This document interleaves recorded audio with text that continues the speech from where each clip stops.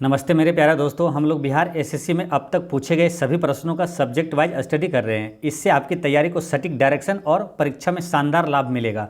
आज हम लोग फिजिक्स का पार्ट 2 वीडियो देखेंगे, साथ में महत्वपूर्ण प्रश्न भी बताएंगे जो परीक्षा में बार बार पूछा जाता है। तो चलिए शुरू करते हैं। ये क्वेश्चन नंबर 51 से शुरू करेंगे और क्वेश्चन नंबर जो 1 से 50 तक नहीं देखे हैं वो प्ले लिस्ट में जाकर देख सकते हैं। तो पहला क्वेश्चन है, गुरुत्वाकर्षण का नियम किसने दिया? तो गुरुत्वाकर्षण का नियम न्यूटन ने दिया था। ठीक है, कभी ऑप्शन में मालूम न्यूटन का 2 नाम आ जाता है, इसलिए इसका नाम याद रखना, आइजैक न्यूटन ने दिया था। ठीक है, तो गुरुत्वाकर्षण का नियम किसने दिया? आइजैक न्यूटन ने दिया था। और न्यूटन ने और किसका नियम दिया था? तो गति के नियम का प्रतिपादक कौन है? तो आइजैक न्यूटन है। ठीक है, न्यूटन ने कितने गति का नियम दिए? तो 3 गति का नियम दिया था। और वो कौन कौन सा है? जैसे न्यूटन का पहला गति का नियम क्या है कि कोई वस्तु अगर विरामावस्था में है तो विरामावस्था में ही रहेगी, और कोई गति में है तो गति में ही रहेगी जब तक उस पर कोई बाह्य बल न लगाया जाए। न्यूटन के गति का दूसरा नियम है कि किसी पिंड के संवेग परिवर्तन की दर आरोपित बल के समानुपाती होती है तथा बल की दिशा में कार्यान्वित होती है। ठीक है, और एक क्वेश्चन आता है कि न्यूटन के किस नियम से बल का सूत्र प्राप्त होता है? तो न्यूटन के गति का दूसरे नियम से बल का सूत्र प्राप्त होता है। ठीक है, बल का सूत्र क्या हो जाता है? बल बराबर हो जाता है द्रव्यमान गुना त्वरण होता है। ठीक है, तो ये 2 नियम हो गया। और न्यूटन का किस नियम से बल की परिभाषा प्राप्त होता है? तो वो बल की परिभाषा मिलता है न्यूटन के गति का पहला नियम से परिभाषा, और दूसरा नियम से बल का व्यंजक यानी सूत्र प्राप्त होता है। ठीक है, और न्यूटन का गति का तीसरा नियम क्या है कि प्रत्येक क्रिया के समान और विपरीत प्रतिक्रिया होती है। नेक्स्ट क्वेश्चन है कि फैराडे का नियम किस प्रक्रिया से संबंधित है? तो फैराडे का नियम संबंधित है इलेक्ट्रोलाइसिस से। इलेक्ट्रोलाइसिस यानी फैराडे का नियम कहेंगे या तो विद्युत चुंबकीय प्रेरण का नियम कहेंगे। ठीक है, अब एक क्वेश्चन यहाँ आता है कि विद्युत धारिता का एसआई मात्रक क्या होता है? तो होता है फैराडे। ठीक है, फैराडे होता है, या तो इसको बोल सकते हैं कूलम बटे वोल्ट। ठीक है, ये भी ध्यान रखना है। और विद्युत आवेश का एसआई मात्रक क्या होता है? तो होता है कूलम्ब, तो ये भी ध्यान रखना है। नेक्स्ट है, फ्यूज का तार बना होता है। तो फ्यूज का तार बना होता है किसका? ये होता है टीन और सीसा का, है ना, सीसा और टीन का होता है फ्यूज का तार बना हुआ। अब यहाँ से एक क्वेश्चन ये और पूछा जाता है कि फ्यूज का तार में होता है तो क्या होता है? तो ये ध्यान रखना है, ऑप्शन में ये रहता है कि फ्यूज का तार का उच्च प्रतिरोध होता है और निम्न गलनांक होता है। ठीक है, प्रतिरोध उच्च होता है ताकि अधिक धारा आने पर उसका विरोध कर सके, और गलनांक निम्न होता है ताकि अधिक धारा आ जाने पर है ना वो आसानी से गल जाए और धारा को बाधित कर दे, यानी कि और मतलब इलेक्ट्रॉनिक गैजेट्स को बचा लेता है। ठीक है, वहाँ कट हो जाता है, गल जाता है तुरंत, इसलिए निम्न गलनांक होता है। ठीक है, फ्यूज तार का ये उदाहरण से क्वेश्चन कई बार एग्जाम में पूछा हुआ है। ठीक है, तो आपको ध्यान रखना है। 2 इंपॉर्टेंट क्वेश्चन यहाँ हो गया। फ्यूज का तार बना होता है किसका? सीसा और टीन का। और फ्यूज का तार का गुण क्या होता है कि उच्च प्रतिरोध और निम्न गलनांक होता है। नेक्स्ट क्वेश्चन है, निम्नलिखित में से कौन विद्युत का सबसे अच्छा चालक है? तो विद्युत का सबसे अच्छा चालक है चांदी। ठीक है, और एक क्वेश्चन आता है कि कौन सी अधातु विद्युत का सुचालक है? तो वो ग्रेफाइट है, एकमात्र अधातु जो विद्युत का सुचालक है। ठीक है, अब रही बात चांदी की परमाणु संख्या कितनी है? तो 47 है। और चांदी का जो उसका होता है प्रतीक होता है, सिंबल होता है, वो Ag होता है। ठीक है, तो ये सारी चीज़ें ध्यान रखना है। नेक्स्ट क्वेश्चन है कि जब ध्वनि तरंगे चलती है तो ये अपने साथ ले जाती है। तो ये क्या ले जाती है?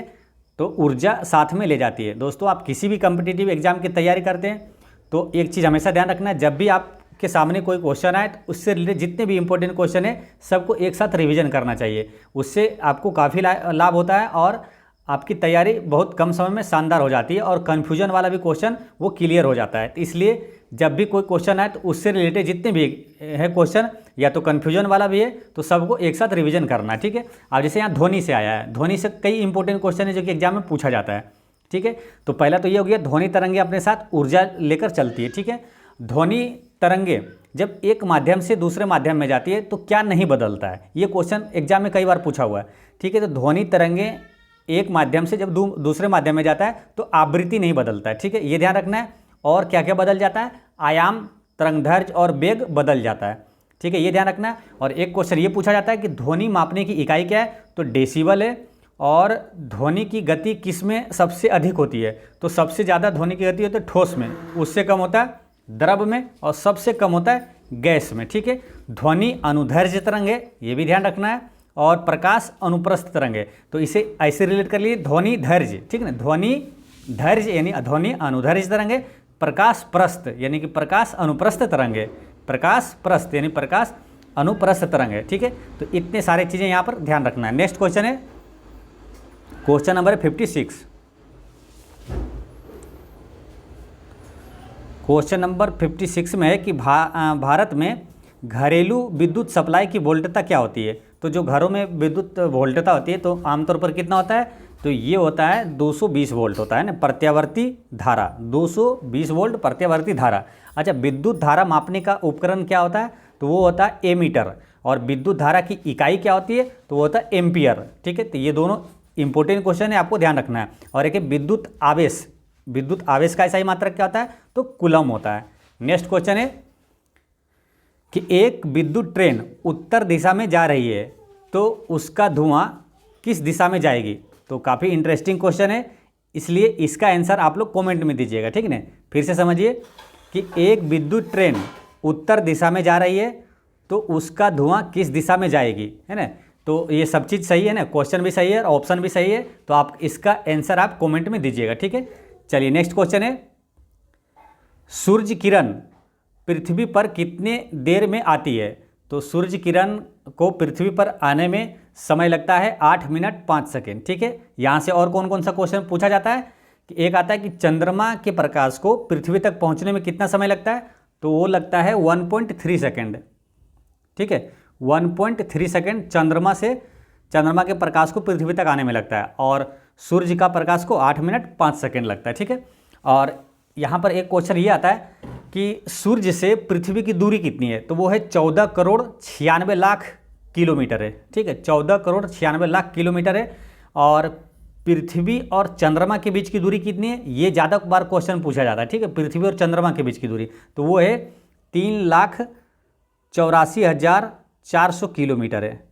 ठीक है, अगर ऑप्शन में कभी 3,84,000 भी किलोमीटर दे दे तो वहाँ भी ध्यान रखना है, तो आसपास में आपको याद रहेगा। ऑप्शन देगा थोड़ा दूर दूर का तो 3,84,000 किलोमीटर भी टिक कर देना है। तो यानी इसका एक्यूरेट है 3,84,400 किलोमीटर है। तो ये आपको ध्यान रखना है। ये क्वेश्चन मालूम इतना इंपॉर्टेंट है कि रेलवे एनटीपीसी में भी ये क्वेश्चन पूछा गया था, और अभी बिहार एसएससी सीजीएल का 2022 में जो एग्जाम हुआ था उसमें भी आप देखेंगे तो पीटी में एग्जाम में ये क्वेश्चन पूछा हुआ है कि सूर्य मतलब पृथ्वी और चंद्रमा के बीच की दूरी 3,84,400 किलोमीटर है। तो ये ध्यान रखना है। और एक क्वेश्चन ये आता है यहाँ से कि पृथ्वी सूर्य से अधिकतम दूरी कब होता है? पृथ्वी और सूर्य के बीच अधिकतम दूरी होता है 4 जुलाई को। ठीक है, 4 जुलाई के। और पृथ्वी और सूर्य के बीच न्यूनतम दूरी कब होता है? तो वो होता है 3 जनवरी को।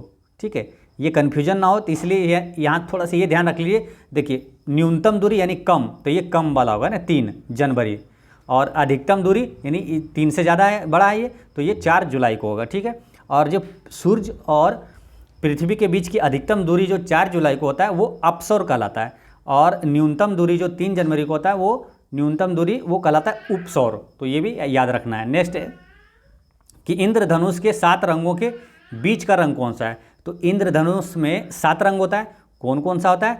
तो ये वाला याद रखना है, VIBGYOR है ना, विगयोर, ऐसे याद रख लेना, विगयोर यानी वायलेट ये होता है ना, बैगनी और इंडिगो, और ये क्या ब्लू, और ये ग्रीन, उसके बाद येलो, ऑरेंज और रेड। ठीक है, यानी कि वायलेट बैगनी ये होता है, नीला जामुनी रंग होता है, जामुनी नीला, और ये होता है आसमानी नीला, और ये होता है हरा, और येलो मैंने पीला, और ऑरेंज ये नारंगी, और रेड मीन्स लाल। तो बीच वाला कौन सा हो गया? देखिए 3 इधर है और 3 इधर है, तो बीच में रंग कौन सा हो गया? ग्रीन यानी हरा। तो इसका आंसर क्या हो जाता है? हरा। बीच का रंग क्या हो गया? तो ये हरा हो गया। ठीक है, और यहाँ से इंपॉर्टेंट क्वेश्चन 2 और 3 पूछा जाता है। ठीक है ना, कौन कौन सा होता है? देखिए, एक क्वेश्चन ये आ जाता है कि इंद्रधनुष के ऊपर यानी कि ऊपर कौन सा रंग होता है? सबसे ऊपर में होता है रेड कलर का होता है, ठीक है, लाल, और सबसे नीचे जो होता है अंदर की ओर वो होता है बैगनी कलर। ठीक है, ये क्वेश्चन हो गया। और एक क्वेश्चन आता है कि इंद्रधनुष के किनारे पर कौन सा रंग है? तो कौन कौन सा है? तो बैगनी और लाल है किनारे पे। ठीक है, तो ये सारे इंपॉर्टेंट चीज़ें आपको, ये क्वेश्चन सारे क्वेश्चन पूछा जाता है, तो आपको सभी चीज़ें आपको याद रखना है, ठीक है। और अच्छा, सबसे अधिक प्रकीर्णन किसका होता है? तो सबसे अधिक प्रकीर्णन बैगनी रंग का होता है और सबसे कम प्रकीर्णन होता है लाल रंग के प्रकाश का। नेक्स्ट क्वेश्चन है कि पानी का घनत्व किस तापमान पर अधिकतम होता है? तो ये 4 डिग्री सेल्सियस पर पानी का घनत्व अधिकतम होता है, ठीक है। और आयतन न्यूनतम होता है, ये ध्यान रखना है कि इस पे 4 डिग्री सेल्सियस पर घनत्व अधिकतम होता है और आयतन न्यूनतम होता है। यानी अगर पूछ ले आपसे कि कितना ताप पर पानी का आयतन न्यूनतम होता है, तो 4 डिग्री सेल्सियस पर पानी का आयतन न्यूनतम होता है, ठीक है। अच्छा, एक क्वेश्चन आता है कि पानी का बर्फ में बनना वो कौन सा परिवर्तन है? तो वो है भौतिक परिवर्तन, ये ध्यान रखना है। और एक क्वेश्चन ये आता है, बार बार पूछा जाता है कि वर्षा की बूंदें गोलाकार होती है किसके कारण? तो वो पृष्ठ तनाव के कारण होता है। नेक्स्ट क्वेश्चन है, ऊष्मा का सबसे अच्छा चालक है, तो ऊष्मा का सबसे अच्छा चालक कौन सा है? तो ये है चांदी, ठीक है। विद्युत का सबसे अच्छा चालक है चांदी। देखिए, ऊष्मा का सबसे अच्छा चालक पूछे या तो विद्युत का सबसे अच्छा चालक पूछे, दोनों में होता है आंसर चांदी, ठीक है। ये ध्यान रखना है। चांदी का परमाणु संख्या कितना है? 47 और इसका सिंबल क्या है? Ag। नेक्स्ट क्वेश्चन है, क्वेश्चन नंबर 62 में कि सूर्य की ऊर्जा का स्रोत क्या है? तो सूर्य से ऊर्जा का मुख्य स्रोत होता है नाभिकीय संलयन, तो इसका आंसर हो जाता है नाभिकीय संलयन होता है, ठीक है। अब यहाँ से कुछ इंपॉर्टेंट क्वेश्चन पूछा जाता है, ठीक है। जैसे सूर्य में सबसे अधिक कौन सा गैस पाया जाता है? सबसे अधिक प्रचुर मात्रा में ब्रह्मांड में बोले या तो सूर्य में बोले, सबसे ज़्यादा पाया जाता है हाइड्रोजन, ठीक है। अब ये हाइड्रोजन बम किस सिद्धांत पर आधारित है? तो वो है नाभिकीय संलयन के सिद्धांत पर आधारित है। तो और एक आता है कि परमाणु बम किस सिद्धांत पर आधारित है? तो नाभिकीय विखंडन के सिद्धांत पर आधारित है, ठीक है। तो ये दोनों में कभी कन्फ्यूजन ना हो तो ऐसे रिलेट कर लीजिए। देखिए, हाइड्रोजन बम है नाभिकीय संलयन और परमाणु बम है नाभिकीय विखंडन, तो रिलेट ऐसे करना है कि देखिए, सूर्य में सबसे अधिक क्या होता है? हाइड्रोजन, और सूर्य की ऊर्जा का स्रोत क्या है? संलयन, इसलिए हाइड्रोजन बम जो है वो संलयन पर आधारित है, ठीक है। ऐसे दोनों है संलयन हो जाएगा, है ना। सूर्य से में अधिक है हाइड्रोजन, तो हाइड्रोजन बम है नाभिकीय संलयन पर आधारित है। और क्योंकि सूर्य से ऊर्जा का मुख्य स्रोत भी है नाभिकीय संलयन, तो बच गया क्या? परमाणु बम, तो वो नाभिकीय विखंडन पर आधारित है। नेक्स्ट क्वेश्चन है 63, यदि एक पेंडुलम से दोलन करने वाली घड़ी को पृथ्वी से चंद्रमा पर ले जाएं तो घड़ी क्या होगी? तो इसमें क्या होगा? घड़ी सुस्त हो जाएगा, क्यों? है ना, सुस्त हो जाएगा, इसका घड़ी हो जाएगा सुस्त, ठीक है। यदि एक पेंडुलम से दोलन करने वाली घड़ी को पृथ्वी से चंद्रमा पर ले जाए ना, तो ये सुस्त हो जाएगी, क्योंकि चंद्रमा पर गुरुत्वीय त्वरण का मान जो होता है वो पृथ्वी के गुरुत्वीय त्वरण का 1/6 होता है, ठीक है। यानी कि गुरुत्वीय त्वरण वहाँ कम हो जाता है, ठीक है। तो उसके कारण क्या होता है? जैसे जी का मान कम होगा, क्या होता है? देखिए, पहले क्या, आवर्तकाल बराबर क्या होता है सूत्र? 2π और रूट अंडर, इसको लिख लेते हैं फिर से ना, आवर्तकाल बराबर होता है 2π रूट अंडर L/g। तो जैसे जी का मान कम होगा, ठीक है, जैसे जी का मान कम होगा तो आवर्तकाल क्या होगा? ये बटम है तो आवर्तकाल क्या होगा? बढ़ेगा, है ना। जी का मान जैसे कम होगा तो आवर्तकाल यानी कि दोलन काल बढ़ जाएगा, तो दोलन काल जैसे बढ़ेगा इसका मतलब क्या हुआ? घड़ी सुस्त हो जाएगी, है ना। तो ये चीज़ आपको ध्यान रखना है, ठीक है। और एक क्वेश्चन ये पूछा जाता है कि सेकेंडी लोलक का आवर्तकाल कितना होता है? तो वो 2 सेकेंड होता है, ये भी ध्यान रखना है, ठीक है। चलिए, नेक्स्ट क्वेश्चन है कि जब प्रकाश की तरंगें वायु से कांच में होकर गुजरती है तब कौन से परिवर्त्य प्रभावित होंगे? जब प्रकाश की तरंगें वायु से कांच में होकर गुजरती है तो कौन सा प्रभावित होता है? तो इसमें तरंगदैर्घ्य और वेग बदलता है, ठीक है। तरंगदैर्घ्य और वेग बदलता है। देखिए, ध्वनि में भी आपको बताए थे कि ध्वनि जब एक माध्यम से दूसरे माध्यम में जाता है तो क्या नहीं बदलता है? तो आवृत्ति नहीं बदलता है। तो आवृत्ति देखिए, जिसमें आवृत्ति है वो आंसर नहीं होगा, यानी आवृत्ति यहाँ है, यहाँ भी और यहाँ भी है, तो ये तीनों ऑप्शन कट जाता है, ठीक है। तो क्या प्रभावित होता है, क्या बदल जाएगा? सिर्फ तो ऑप्शन नंबर 4 हो जाएगा, है ना। तरंगदैर्घ्य और वेग बदल जाता है, तो ऐसे आपको ध्यान रख लेना है ना। अच्छा, प्रकाश की गति को सबसे पहले किसने मापा था? तो वो रोमर ने मापा था, ये ध्यान रखना है। प्रकाश कौन सी तरंग है? अनुप्रस्थ तरंग है, प्रकाश प्रस्थ है ना, प्रकाश अनुप्रस्थ तरंग है, और ध्वनि धैर्घ्य यानी ध्वनि अनुधैर्घ्य तरंग है। नेक्स्ट क्वेश्चन है, क्वेश्चन नंबर है कि एक पिंड कुल दूरी का आधा भाग वेग v1 से यात्रा करता है तथा शेष आधा भाग v2 से यात्रा करता है, तब उस पिंड का औसत वेग क्या होगा? तो इसका आंसर क्या होगा? औसत वेग इसका है ऑप्शन नंबर डी, 2v1 और v2 बटा v1 प्लस v2। आप मैथ में भी एक क्वेश्चन आता होगा, आप बनाते होंगे, तो आता है ना कि x किलोमीटर प्रति घंटा से गया, फिर y किलोमीटर प्रति घंटा से आया, या तो आधा x किलोमीटर प्रति घंटा से चला और आधा y किलोमीटर प्रति घंटा से चला, तो औसत चाल क्या होगा? तो क्या हो जाता है 2xy बटा x प्लस वाई। तो वही चीज़ है यहाँ पे, है ना, 2xy यानी कि 2v1 इंटू v2, अब बटा में दोनों का योग किया हुआ है ना, देखिए यहाँ 2xy बटा x प्लस वाई, है ना। तो ये इसी तरह से ये है।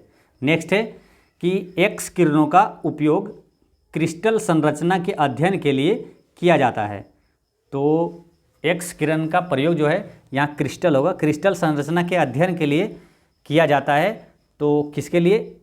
तो इसका आंसर है 2 कि एक्स किरणों की तरंगदैर्घ्य तथा क्रिस्टल के अंतर परमाणु की दूरी की परिमाण की कोटि समान होती है। फिर से एक बार समझ लीजिए, एक्स किरणों का उपयोग क्रिस्टल संरचना के अध्ययन के लिए किया जाता है क्योंकि एक्स किरणों की तरंगदैर्घ्य तथा क्रिस्टल के अंतर परमाणु की दूरी की परिमाण की कोटि समान होती है। नेक्स्ट क्वेश्चन है 67। मनुष्य के नेत्र के रेटिना पर प्रतिबिंब जो बनता है वो कैसा बनता है? तो ये बनता है वास्तविक तथा उल्टा, है ना। मनुष्य के नेत्र के रेटिना पर जो प्रतिबिंब बनता है वास्तविक तथा उल्टा है, ठीक है। अच्छा, ये नेत्र है ना, अब मनुष्य की आंखों से कई इंपॉर्टेंट क्वेश्चन एग्जाम में पूछा जाता है। जैसे कि एक आता है, जैसे नेत्रदान में आंखों का कौन सा भाग दान दिया जाता है? तो कोर्निया का दान दिया जाता है, ठीक है। एक क्वेश्चन ये पूछा जाता है कि प्रकाश की मात्रा को, मतलब आंखों में प्रवेश करने वाली प्रकाश की मात्रा को नियंत्रित कौन करता है? तो आइरिस करता है, ठीक है। आइरिस को हिंदी में बोलते हैं परितारिका, ठीक है। रतौंधी जो होता है किस विटामिन की कमी से होता है? तो विटामिन ए की कमी से रतौंधी बीमारी होती है। और एक क्वेश्चन आता है कि ग्लूकोमा, या तो ग्लूकोमा किस मतलब अंग से संबंधित रोग है? तो ग्लूकोमा है आंख से संबंधित है, और एक है कंजक्टिवाइटिस, वो भी आंख से संबंधित रोग है, ठीक है।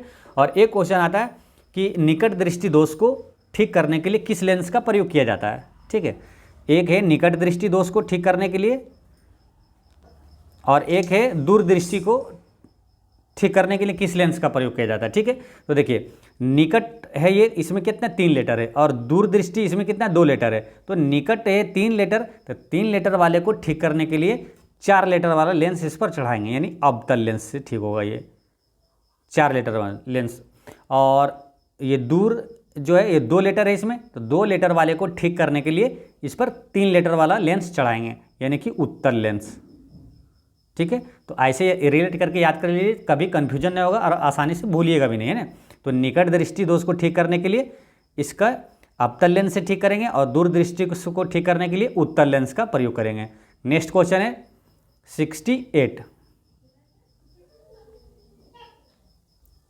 68 में है कि वह तापमान जिस पर सेंटीग्रेड तथा फ़ारेनहाइट थर्मामीटर की रीडिंग एक समान होती है। कई बार ये एग्जाम में पूछा है, आप भी कहीं सेट लगाते हैं और कहीं एग्जाम दिए होंगे, तो कई बार एग्जाम में कई एग्जाम में ये क्वेश्चन पूछा हुआ है। काफ़ी इंपॉर्टेंट ये सब क्वेश्चन है, जैसे कि किस तापमान पर सेंटीग्रेड और फ़ारेनहाइट का रीडिंग जो समान होता है, तो वो -40 डिग्री पर ये दोनों का सेंटीग्रेड और फ़ारेनहाइट का मान समान होता है। ये कैसे होता है? तो आपको एक सूत्र याद किए हैं, जो कि जब कुछ भी इस चैप्टर से क्वेश्चन पूछा जाएगा तो आपको आसानी से बन जाएगा।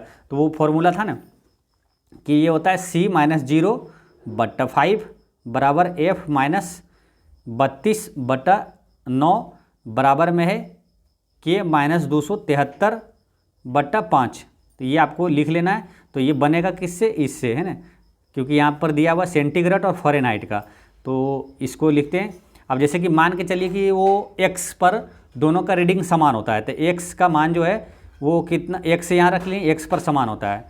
तो जैसे यहाँ एक बार फिर फॉर्मूला लिखते हैं C-0/5 बराबर F-32/9। अब देखिए, दोनों का मान बराबर अगर है तो x पर दोनों का मान बराबर है, दोनों का मान बराबर कर दिए, तो यानी कि दोनों का जो सेल्सियस है, सेंटीग्रेड है, इसका भी मान x है और फ़ारेनहाइट का भी मान x है, ठीक है। दोनों का x मान लिए तो दोनों बराबर होना चाहिए। तो x माइनस 0/5 बराबर में है फिर x माइनस 32/9, ठीक है। अब यहाँ इससे गुना करेंगे तो 9x हो जाएगा, बराबर में हो जाएगा 5x और माइनस हो जाएगा 32 पंचे 160, ठीक है। तो अब क्या करेंगे, ये 9x से इधर 5x को इधर ले आएंगे तो कितना बचेगा 4x। अब बराबर कितना है -108, ये माइनस में था तो माइनस में 160 है, तो 4 से अगर इसको काट देंगे तो 4 चौक 16 है ना, 40 से कट जाएगा तो -40 डिग्री आ गया है ना। तो इस तरह से इसका आंसर हो गया 4, यानी कि -40 डिग्री पर सेंटीग्रेड और फ़ारेनहाइट का मान बराबर होता है। नेक्स्ट क्वेश्चन है कि वायु का वेग संबंधित है, तो वायु का वेग ये संबंधित है ये दाब प्रवणता से, है ना। वायु का वेग संबंधित है दाब प्रवणता से। अब यहाँ से एक इम्पोर्टेंट क्वेश्चन आता है कि वायु का वेग किस उपकरण द्वारा मापा जाता है, तो एनीमोमीटर द्वारा मापा जाता है वायु का वेग, ठीक है। वायु का वेग किस उपकरण द्वारा, तो एनीमोमीटर द्वारा मापा जाता है, ठीक है। देखिए यहाँ पर एक है मैनोमीटर भी, तो इसलिए इससे कन्फ्यूज आना हो सकता है आपको, इसलिए दोनों को एक साथ यहाँ पर देखेंगे, ठीक है। एक है एनीमोमीटर और एक है मैनोमीटर।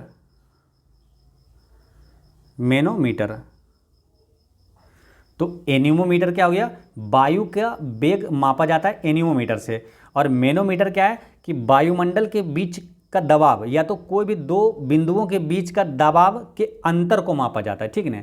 तो ध्यान रखना है, सिंपल वायु का वेग अगर पूछे, वायु का वेग गति, तो एनीमोमीटर, और मैनोमीटर क्या हो जाता है कि वायुमंडल या तो किसी भी दो बिंदुओं के बीच का दबाव जो होता है कि उसके अंतर को मापा जाता है मैनोमीटर से, ठीक है। और एक आता है और कि वायुमंडलीय दाब को किससे मापा जाता है, तो वो बैरोमीटर से मापा जाता है। तो यहाँ 3 क्वेश्चन हो गया जो कि आपको कन्फ्यूजन कर सकता है, तीनों एक बार फिर से समझिए।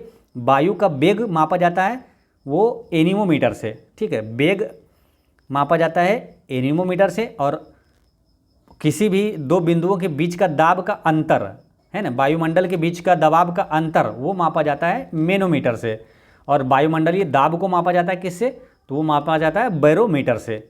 नेक्स्ट क्वेश्चन है कि FPS में पद्धति में द्रव्यमान की इकाई क्या है, तो FPS क्या है, ये फुट, पाउंड और सेकेंड। तो क्या पूछा कि द्रव्यमान का होता है ये पाउंड, है ना। तो इसका आंसर हो गया डी, यानी कि ऑप्शन नंबर 4 है, पाउंड हो गया इसका आंसर। अगर पूछा जाए कि अगर लंबाई FPS में लंबाई का क्या इकाई होगा, तो फुट हो जाएगा, और द्रव्यमान का हो गया पाउंड, और समय का क्या हो जाएगा, तो समय का होगा सेकेंड, है ना, फुट, पाउंड और सेकेंड। नेक्स्ट क्वेश्चन है कि न्यूटन के गति के कितने नियम है, तो न्यूटन के गति का कितना 3 नियम है, ठीक है। 3 नियम कौन कौन सा है, तो पहला नियम है ना कि कोई वस्तु अगर मतलब विरामावस्था में है तो विरामावस्था में ही रहना चाहती है, अगर गति में है तो वो गति में ही रहना चाहती है जब तक उस पर कोई बाह्य बल ना लगाया जाए, ठीक है। और न्यूटन की गति का दूसरा नियम क्या है कि किसी पिंड के संवेग परिवर्तन की दर आरोपित बल के समानुपाती होती है तथा बल की दिशा में कार्यान्वित होती है, ठीक है। और द्वितीय नियम से ही बल का सूत्र भी निकलता है, ठीक है। और न्यूटन के गति का तीसरा नियम क्या है कि प्रत्येक क्रिया के समान और विपरीत प्रतिक्रिया होती है। नेक्स्ट क्वेश्चन है कि एक अश्व शक्ति में कितने वाट होते हैं। काफ़ी इजी क्वेश्चन है, लेकिन कई एग्जामों में ये क्वेश्चन पूछा हुआ है, ठीक है। एक अश्व शक्ति बराबर 746 वाट होता है, और शक्ति का ऐसा ही मात्रा कितना आता है, तो वो वाट होता है। नेक्स्ट क्वेश्चन है कि इंद्रधनुष में सबसे बाहर की ओर कौन सा रंग होता है, सबसे बाहर पूछे या तो सबसे ऊपर, तो वो है लाल रंग, ठीक है। और सबसे अंदर की ओर कौन सा होता है, तो वो बैगनी रंग होता है। और इंद्रधनुष में बीच में कौन सा रंग होता है, तो वो हरा रंग होता है। कैसे, VIB, और बीच में है GYOR, तो ये 7 रंग है, 3 इधर 3 इधर। ये बीच में कौन सा रंग होता है, तो हरा रंग होता है। 2 किनारों पर कौन कौन सा रंग होता है, तो बैगनी और लाल रंग होता है। नेक्स्ट क्वेश्चन है कि फ़ारेनहाइट तापमापी ऊपरी तथा निचली बिंदु के मध्य कितना अंतराल है। तो देखिए सबका, यानी कि सेल्सियस है, फ़ारेनहाइट है, ये केल्विन है, सबका ऊपरी और निचली बिंदु होता है। जैसे कि सेल्सियस का अगर जाने तो निचली बिंदु कहने का मतलब होता है कि जिस पर वो पानी जमता है, ठीक है, हिमांक बिंदु। और ऊपरी बिंदु हो गया जिस पर वो उबलता है। तो जैसे कि सेल्सियस में कितना होता है 0 डिग्री सेल्सियस, और उबलता है कितना 100 डिग्री सेल्सियस। इसमें अंतर कितना हो गया तो 100 डिग्री का, ठीक है। तो इसी प्रकार फ़ारेनहाइट में क्या है, इसका न्यूनतम जो होता है वो होता है 32, ठीक है। न्यूनतम जो होता है 32 और अधिकतम जो होता है, यानी कि ये हिमांक बिंदु हो गया, और उबलता जो है वो 212 डिग्री फ़ारेनहाइट पर, ठीक है। तो ये दोनों के बीच अंतर पूछा है। तो 212 में अगर 32 घटाएंगे तो पहले 12 घटा देते हैं तो 200 हो गया पक्का, ठीक है। फिर 20 घटाते 180 हो गया ना। तो इसका आंसर हो गया, दोनों का अंतराल कितना हो गया 180। तो ये आपको ध्यान रखना है, ठीक है। यानी कि अगर आपको पूछते ना कि पानी का हिमांक बिंदु जो है फ़ारेनहाइट में कितना है, तो वो है 32 डिग्री, और पानी जो उबलता है फ़ारेनहाइट में कितनी डिग्री सेल्सियस पर, कितने डिग्री फ़ारेनहाइट पर, तो वो 212 डिग्री। नेक्स्ट क्वेश्चन है कि पराश्रव्य ध्वनि की आवृत्ति है। तो पराश्रव्य देखिए तीन होता है यहाँ, अपश्रव्य, एक होता है श्रव्य और एक होता है पराश्रव्य। तो अपश्रव्य क्या है, वो होता है 20 हर्ट्ज से कम, और श्रव्य ध्वनि जो होता है जिसको मानव सुन सकता है वो होता है 20 हर्ट्ज से 20,000 हर्ट्ज के बीच होता है, और पराश्रव्य होता है 20,000 हर्ट्ज से अधिक होता है। तो वही पूछा पराश्रव्य, यानी कि 20,000 हर्ट्ज से अधिक होगा। इसका आंसर 1 हो गया। और एक क्वेश्चन आता है कि आवृत्ति का एसआई मात्रक क्या है, तो वो हर्ट्ज होता है। आवृत्ति का एसआई मात्रक हर्ट्ज है। नेक्स्ट क्वेश्चन है, क्वेश्चन नंबर है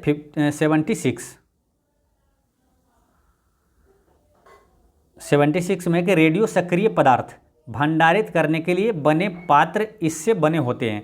तो रेडियो सक्रिय पदार्थ जो है भंडारित करने के लिए वो बने पात्र किससे बने होते हैं, तो वो बना होता है लेड से। लेड यानी शीशा से बना होता है, ठीक है, ये ध्यान रखना है। अच्छा, यहाँ से क्वेश्चन ये आता है कि रेडियो सक्रियता की खोज किसने किया, तो हेनरी बेक्यूरेल ने किया था।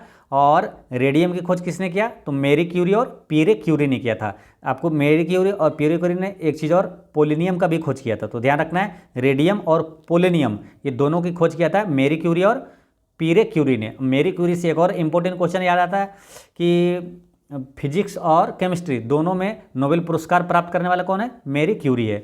नेक्स्ट क्वेश्चन है 77 में कि 3D फिल्म देखने के लिए प्रयुक्त चश्मे में होते हैं। तो 3D फिल्म देखने के लिए प्रयुक्त चश्मे में ये पोलराइड होता है, ठीक है। और एक क्वेश्चन आता है कि धूप के चश्मे की पावर जो होता है वो कितना डायोप्टर होता है, तो 0 डायोप्टर होता है। नेक्स्ट क्वेश्चन है कि डिटर्जेंट किस सिद्धांत पर सतहों की सफाई करता है, तो वो सफाई करता है पृष्ठ तनाव के सिद्धांत पे कार्य करता है, ठीक है। पृष्ठ तनाव से और क्वेश्चन ये कि एक आता है जो कि बार बार रिपीट होता है कि वर्षा की बूंदें गोलाकार होती है किसके कारण, तो पृष्ठ तनाव के कारण होता है। पृष्ठ तनाव का एसआई मात्रक क्या होता है, न्यूटन प्रति मीटर होता है। नेक्स्ट क्वेश्चन है ना, पृष्ठ तनाव के जो एसआई इकाई न्यूटन प्रति मीटर। नेक्स्ट क्वेश्चन है कि निम्नलिखित में से कौन सी धातु विद्युत की सुचालक है। अब इसमें क्या है, विद्युत की सुचालक तो सभी है, ठीक है। यहाँ पर क्वेश्चन ये होना चाहिए कि निम्नलिखित में से कौन सी विद्युत का सर्वाधिक सुचालक है। सबसे अधिक जो सुचालक है वो है चांदी, है ना। इसका आंसर हो जाता है 3। सबसे अधिक सुचालक है चांदी। चांदी की परमाणु संख्या 47 है और इसका सिंबल Ag है। और चांदी का सर्वाधिक उत्पादक राज्य कौन सा है मालूम, सबसे ज़्यादा चांदी किस राज्य में होता है, तो राजस्थान में होता है। नेक्स्ट क्वेश्चन है कि निम्नलिखित ग्रहों के गुरुत्वाकर्षण के मामले में सही अवरोही क्रम में अनुक्रम है। सही अवरोही क्रम में बताना है, यानी घटते क्रम में बताना है, और ग्रहों के गुरुत्वाकर्षण बल का मान, ठीक है। तो इसमें सबसे अधिक है पृथ्वी का, फिर है यूरेनस, यूरेनस यानी अरुण ग्रह का, और नेपच्यून है, उसके नेपच्यून मतलब उसका वरुण ग्रह है ना, और उसके बाद है शनि, यानी इसका आंसर होता है ऑप्शन नंबर 4। नेक्स्ट क्वेश्चन है कि आँख की पुतली यानी आईबॉल के संकुचन के कारण एक दूरदृष्टि वाली आँख देख सकती है। तो दूरदृष्टि वाले में क्या होता है कि दूर की वस्तुएं जिसे उत्तल लेंस का उपयोग करते हुए ठीक कर दिया जाता है। तो दूरदृष्टि का दोष को किससे ठीक किया जाता है, तो आपको बताए थे दूरदृष्टि यानी कि 2 लेटर है, यानी कि 3 लेटर वाला लेंस चढ़ाएंगे, यानी उत्तल लेंस से इसे ठीक किया जाता है, ठीक है। तो यानी कि इसका आंसर यही है कि दूर की वस्तुएं जिसे उत्तल लेंस का उपयोग करते हुए ठीक कर दिया गया है ना। नेक्स्ट क्वेश्चन है, क्वेश्चन नंबर है 82। लक्स इसकी इकाई है। तो लक्स किसकी इकाई है, प्रदीप्ति की इकाई है, ठीक है। प्रदीप्ति की इकाई है लक्स, और ताप का एसआई मात्रक क्या है केल्विन, और द्रव्यमान का एसआई मात्रक क्या है किलोग्राम, और बल का एसआई मात्रक हो गया न्यूटन, और भार का भी अगर एसआई मात्रक पूछे तो वो भी होता है न्यूटन। नेक्स्ट क्वेश्चन है कि एस एक अश्वशक्ति का समतुल्य है, तो एक अश्वशक्ति बराबर कितना होता है 746 वाट होता है, और शक्ति का एसआई मात्रक क्या होता है वाट होता है। नेक्स्ट क्वेश्चन है कि यदि एक अवतल दर्पण में वस्तु एवं प्रतिबिंब दोनों वक्रता केंद्र पर हो तो फिर प्रतिबिंब क्या होगा, तो उसका प्रतिबिंब क्या होता है वस्तु के समान आकार का होगा, है ना। एक अवतल दर्पण में, यानी अवतल दर्पण, एक अवतल दर्पण में क्या बता रहा है, एक अवतल दर्पण में उसका वस्तु एवं प्रतिबिंब यानी कि उसका दोनों वक्रता केंद्र पर हो, है ना। वस्तु और प्रतिबिंब दोनों का मतलब कि वस्तु एवं प्रतिबिंब दोनों वक्रता केंद्र पर हो तो वो क्या होता है उसका वस्तु के समान आकार का होता है, उसका प्रतिबिंब कैसा बनेगा वस्तु के समान आकार का बनेगा, है ना। तो वस्तु के ये होता है अवतल दर्पण, है ना। तो अवतल दर्पण में यदि, फिर से समझिए एक बार, यदि एक अवतल दर्पण में वस्तु एवं प्रतिबिंब दोनों वक्रता केंद्र पर हो तो प्रतिबिंब वस्तु के समान आकार का बनेगा। नेक्स्ट क्वेश्चन है कि ऊष्मागतिकी का कौन सा नियम यह कहता है कि बिना किसी बाह्य कारक की सहायता से किसी कम ताप वाली वस्तु से किसी उच्च ताप वाली वस्तु को ऊष्मा स्थानांतरित नहीं की जा सकती है, ठीक है। मतलब कौन सा नियम में है, तो यह है दूसरा नियम में, ठीक है। ऊष्मागतिकी का दूसरा नियम में है कि बिना किसी बाह्य बल के कम ताप वाली वस्तु से उच्च ताप वाली वस्तु में ऊष्मा स्थानांतरित नहीं किया जा सकता है। नेक्स्ट क्वेश्चन है कि एक वायुयान की ध्वनि सामान्यतः इसके संगत होती है, यानी कि जेट विमान की जो ध्वनि होती है वह 100 डेसिबल के बराबर होता है, 100 डेसिबल वो ध्वनि उत्पन्न करती है, ठीक है। और यहाँ से एक चीज़ ध्यान रखना है कि एक क्वेश्चन आता है कि WHO यानी कि विश्व स्वास्थ्य संगठन ने कितना डेसिबल ध्वनि को कर्णप्रिय यानी कि मानव स्वास्थ्य के लिए सुरक्षित बताया है, तो वो 45 डेसिबल बताया है, ये ध्यान रखना है, ठीक है। और एक क्वेश्चन आता है ध्वनि की मापने की इकाई क्या है, तो वो है डेसिबल। ध्वनि का गति जो है सबसे अधिक किस में होता है, तो वो ठोस में होता है, उसके बाद द्रव में, सबसे कम होता है गैस में। और ध्वनि क्या है अनुदैर्घ्य तरंग है, और प्रकाश जो है अनुप्रस्थ तरंग है। नेक्स्ट क्वेश्चन है कि 1 नैनोमीटर बराबर होता है, तो 1 नैनोमीटर में क्या होता है, अब तक पढ़े ना 10⁻⁹ मीटर होता है, ठीक है। लेकिन ये ऑप्शन में दिया नहीं है, तो सेंटीमीटर में दिया हुआ, तो सेंटीमीटर में बदलेंगे जब, तो 100 से गुना करेंगे तो 2 शून्य कम हो जाएगा, यानी कि 10⁻⁷ सेंटीमीटर होता है, ठीक है। और एक क्वेश्चन ये आता है कि 1 माइक्रोमीटर बराबर क्या होता है, तो 10⁻⁻6 मीटर होता है। सेंटीमीटर में बोले तो कितना हो जाएगा, 2 कम हो जाएगा, तो 10⁻⁻4 सेंटीमीटर हो जाएगा, ठीक है। नेक्स्ट क्वेश्चन है कि सौर ऊर्जा का प्रमुख स्रोत है, तो सौर ऊर्जा का प्रमुख स्रोत है नाभिकीय संलयन, ठीक ना। जो सूर्य से ऊर्जा का मुख्य स्रोत है नाभिकीय संलयन। यहाँ फिर एक बार रिवीजन करेंगे, जब भी ये क्वेश्चन आए तो आपको तुरंत साथ में रिवीजन करना है कि हाइड्रोजन बम किस पर आधारित है ना। हाइड्रोजन बम किस सिद्धांत पर आधारित है, नाभिकीय संलयन के सिद्धांत पर आधारित है, ठीक है। जब भी या तो आपको अगर क्वेश्चन कभी मिले कि हाइड्रोजन बम किस सिद्धांत पर आधारित है, तो नाभिकीय संलयन पर आधारित है, तो तुरंत एक चीज़ रिवीजन साथ में कर लेना है कि सूर्य से ऊर्जा का मुख्य स्रोत क्या है, वो भी नाभिकीय संलयन है। दोनों को हमेशा साथ में लेकर चलना है, ठीक है। अब परमाणु बम रह गया तो वो बेचारा नाभिकीय विखंडन पर आधारित है। नेक्स्ट क्वेश्चन है कि जब किसी कांच की छड़ को रेशम से रगड़ा जाता है, जो छड़ पर, तो मतलब छड़ पर कौन सा आवेश होगा, ठीक है। जब किसी कांच की छड़ को रेशम से रगड़ा जाता है तो कांच की छड़ पर कौन सा आवेश होगा, तो इसका ऑप्शन देखते हैं।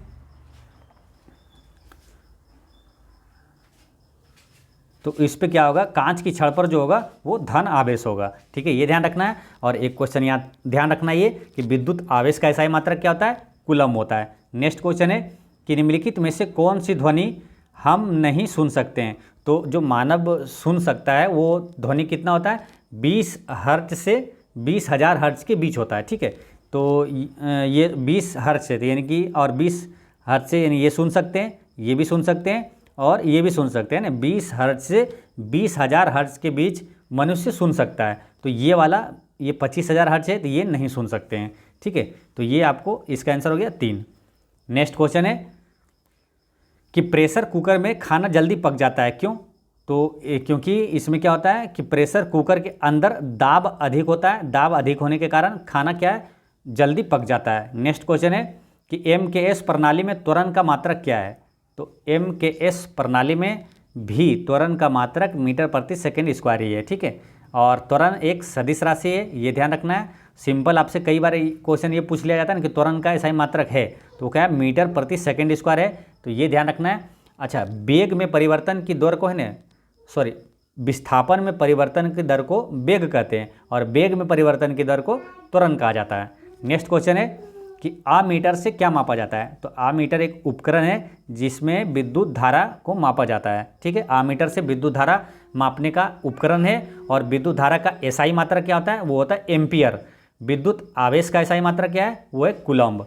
नेक्स्ट क्वेश्चन है कि साबुन को जल में घोलने पर जल का पृष्ठ तनाव क्या हो जाता है? तो वो घट जाता है ना। जल में अशुद्धि मिलाने से उसका क्या है, पृष्ठ तनाव घट जाता है, ठीक है। अब पृष्ठ तनाव आया तो पृष्ठ तनाव से 3 इंपॉर्टेंट क्वेश्चन पूछा जाता है बार बार, तो तुरंत रिवीजन कर लेना चाहिए, है ना।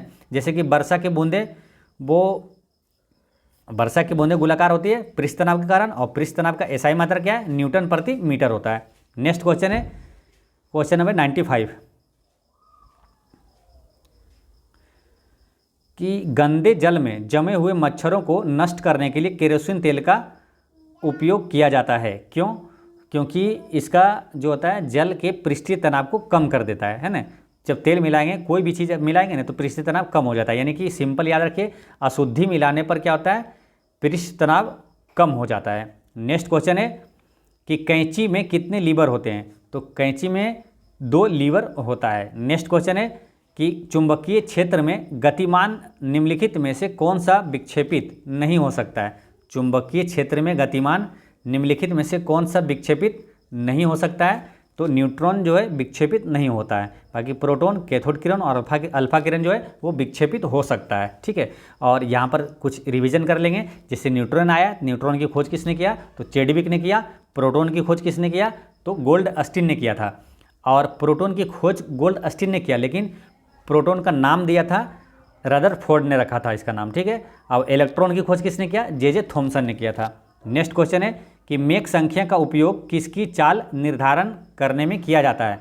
तो मेक संख्या का विमान की चाल निर्धारण करने में मेक संख्या का प्रयोग किया जाता है। अच्छा, सारे विमान जो है ये हवाई जहाज है किस मंडल में चलता है? तो ये समताप मंडल में ये चलता है, ठीक है। और मौसम की सारी घटनाएं वो होता है क्षोभ मंडल में। नेक्स्ट क्वेश्चन है कि ध्वनि का वेग सबसे ज़्यादा होता है? तो सबसे ज़्यादा किस में होता है? ठोस में होता है। उससे कम होता है द्रव में, और उससे कम होता है गैस में।